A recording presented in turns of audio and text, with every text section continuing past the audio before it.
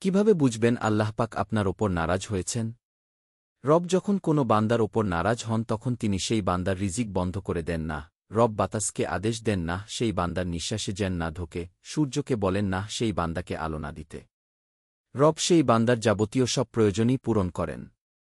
শুধু একটা জিনিস বান্দার ওপর থেকে তুলে নেন, তা হল সিজদাহ করার তাওফিক। আর যখন বুঝবেন সিজদার তাওফিক আপনার ওপর থেকে উঠে গেছে, তখন বুঝবেন আল্লাহ আপনার ওপর নারাজ হয়েছেন।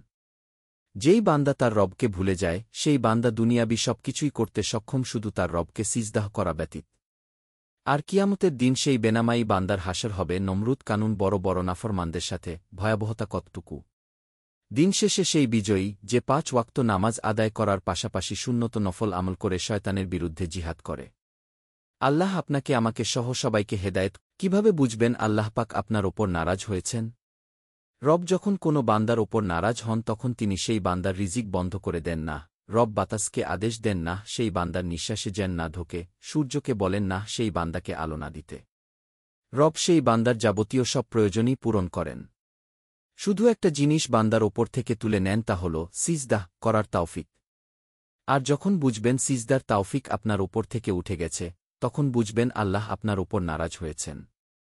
যেই বান্দা তার রবকে ভুলে যায়, সেই বান্দা দুনিয়াবি সবকিছুই করতে সক্ষম শুধু তার রবকে সিজদাহ করা ব্যতীত। আর কিয়ামতের দিন সেই বেনামাই বান্দার হাসর হবে নমরুদ কানুন